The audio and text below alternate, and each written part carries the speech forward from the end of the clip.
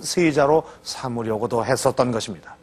만약 이 계획이 성공했다면 소론의 입지는 더욱 굳어졌을 테고 또 반대파인 노론과 연인군은 완전히 몰락을 했었겠죠.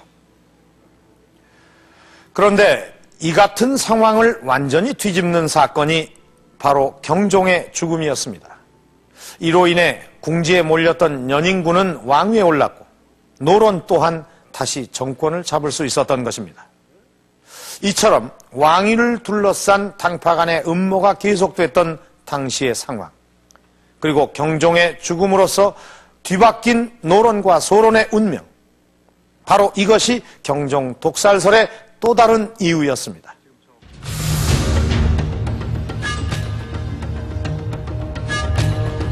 영조가 왕위에 오른 1724년 또 한 번의 파란이 일어난다.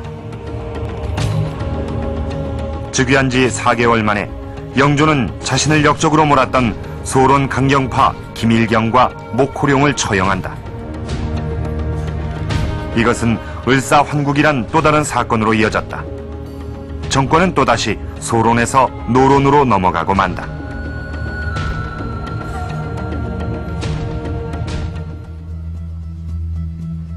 가까스로 잡은 정권을 3년 만에 빼앗긴 소론.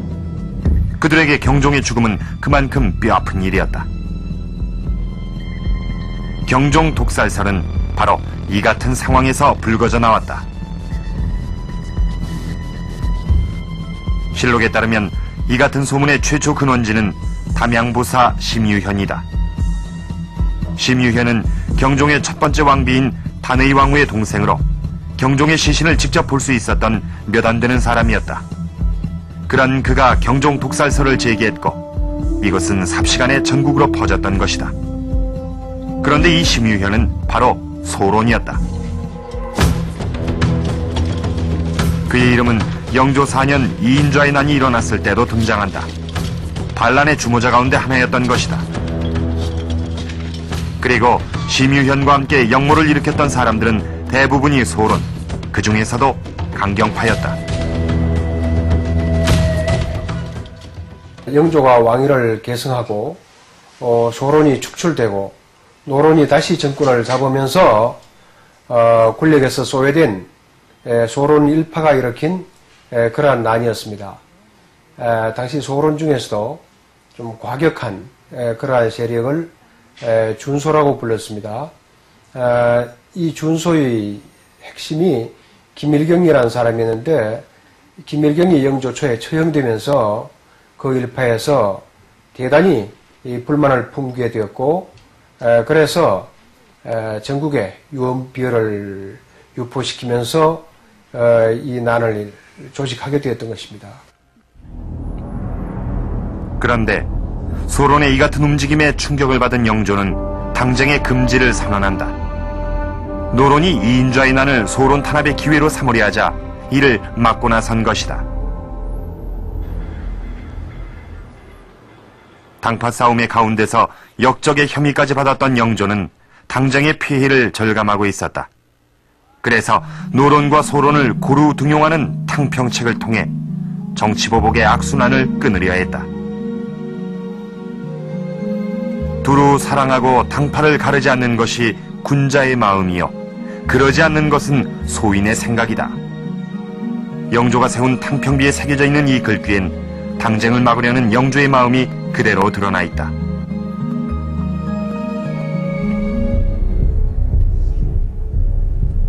하지만 영조의 탕평책엔 한계가 있었다. 경종 독살설에 얽힌 과거사 때문이었다.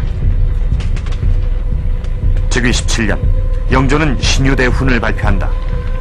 자신이 영모의 수괴로 지목됐던 이민옥사를 무고로 판정하고 오간을 불사른 것이다. 이것으로 영조는 경종 살해를 기도했었다는 혐의를 벗고자 했다. 영조 탕평책의 한계는 그 자신이 계속 과거사에서 벗어나지 못했다 하는 점이고 끊임없이 과거사를 무효화시키려고 하는, 그러니까 이민옥사에 대해서 끊임없이 이제 무효화시키려고 하는 그런 정치 이제 형태를 보이면서 이 과거사가 계속 영조 때 문제가 되죠. 그러니까 이민옥사라는 것이 영조에게 초점을 맞췄을 때는 충성이 되지만 경종에게 초점을 맞췄을 때는 영모가 되는 이 모순된 상황에서 그 영조는 이 두 가치관을 뛰어넘어서 제3의 그 새로운 가치관을 추구했어야 되는데 끊임없이 이민호관을 재정립하기 위해서 노력을 하다 보니까 계속 이제 소론과 마찰이 되고 그것 때문에 정치가 상당히 좀 많은 혼란을 겪게 됩니다. 영조가 과거에 집착하는 만큼 소론은 끈질기게 경종 독살설을 제기했다. 영조 31년 전라도 나주에서 또다시 영조와 노론 정권을 상투하는 내용의 벽서가 등장한다. 범인은 윤지라는 소론계 인사였는데 그가 다른 소론들과 함께 영모를 모의했다는 사실까지도 드러났다. 조정에선 이 사건의 주모자들을 모두 처형한 뒤 이를 기념하는 과거를 치른다.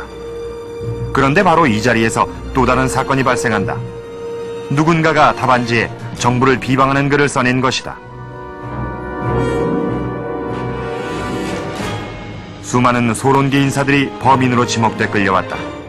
그리고 영조는 이들 모두를 직접 국문한다. 연이어 일어난 이 두 가지 사건으로 영조가 받은 충격은 그만큼 컸다. 더구나 당시의 소론 신치우는 경종이 죽은 갑진년 이후 게장을 먹지 않는다고 말함으로써 또다시 경종 독살설을 제기하기도 했던 것이다. 게장을 먹지 않는다라고 하는 얘기는 영조가 경종을 독살하는데 게장을 이용했다. 그렇기 때문에 나는 신하된 도리로서 경종의 신하된 도리로서 또 소론계열로서 게장을 지금까지 먹지 않고 있다. 그런 의미겠죠. 그리고 나아가서 그것은 곧 영조가 왕이 된 것은 부당하다라고 하는 그런 의미를 갖는 말이죠. 그래서 영조가 그 토역정시가 일어난 다음부터 친국을 하는 과정이 굉장히 좀 혹독하게 친국을 합니다. 나주 벽서 사건과 토역정시 사건으로 무려 40명이 이르는 소론계 인사가 죽음을 당했다.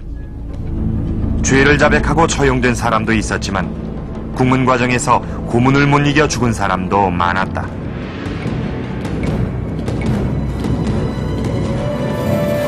나주 벽서 사건의 주모자였던 윤지 집안의 경우 그 형제와 아들 등 10여 명이 죽었을 정도였다. 그나마 명맥을 이어오던 소론계 집안 대부분이 이렇게 몰락해버렸다. 이제 나주벽서 사건과 토역 경과 사건이 일어나면서 그 영조는 탕평책을 다 무너뜨리고 과거에 이미 사망한 소론이 이제 온건파 이광자 같은 인물에게까지도 이제 다시 이제 죄를 추가를 하고 그러면서 탕평책이 붕괴가 되고 이제 노론 일당 독재로 흐르게 되는데 어떤 새로운 가치관을 제시해서 국가를 뭐 이끌어 나가기보다는 계속 이제 과거사에 발목 잡혀서 이제 과거사 재정리를 하다 보니까 계속 과거사에 발목 잡히게 되고 그 결과 후기에 가면은 그 자신이 노론으로 다시 이제 입장 정리를 하게 되죠. 나주 벽서 사건과 토역정시 사건이 일어났던 바로 그해 영조는 천의소감을 간행해 경종 이후 일어났던 모든 사건들은 소론의 잘못이라고 선언한다.